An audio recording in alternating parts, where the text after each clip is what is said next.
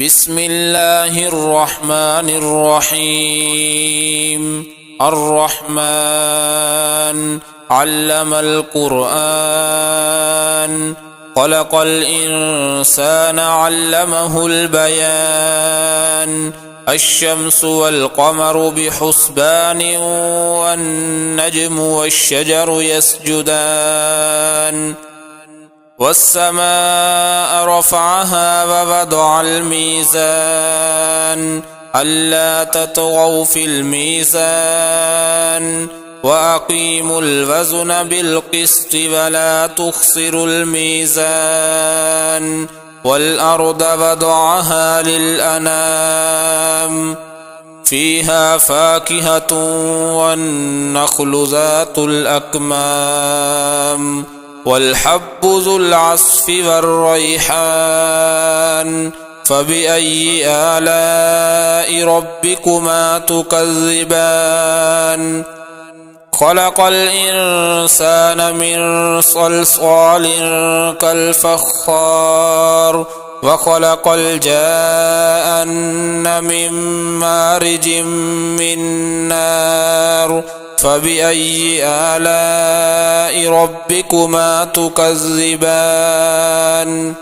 رب المشرقين ورب المغربين، فبأي آلاء ربكما تكذبان؟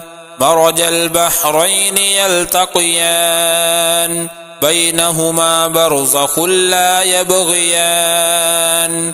فبأي آلاء ربكما تكذبان؟ يخرج منهما اللؤلؤ والمرجان. فبأي آلاء ربكما تكذبان؟ وله الجوار المنشآت في البحر كالأعلام. فبأي آلاء ربكما تكذبان؟ كل من عليها فان، ويبقى وجه ربك ذو الجلال والإكرام. فبأي آلاء ربكما تكذبان؟ يسأله من في السماوات والأرض، كل يوم هو في شأن. فبأي آلاء ربكما تكذبان؟ سنفرغ لكم أيها الثقلان. فبأي آلاء ربكما تكذبان؟ يا معشر الجن والإنس إن استطعتم أن تنفذوا من أقطار السماوات والأرض فانفذوا، لا تنفذون إلا بسلطان. فبأي آلاء ربكما تكذبان؟ يرسل عليكما شواظ من نار ونحاس فلا تنتصران. فبأي آلاء ربكما تكذبان؟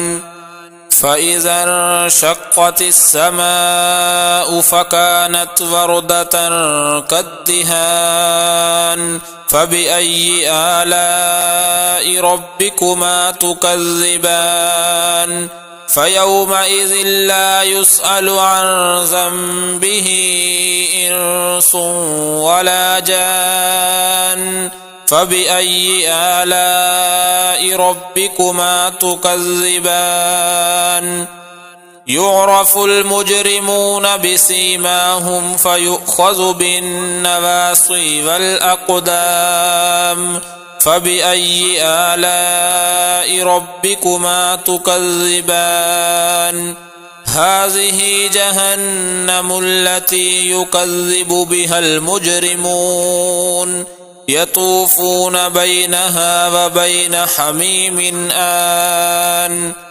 فبأي آلاء ربكما تكذبان؟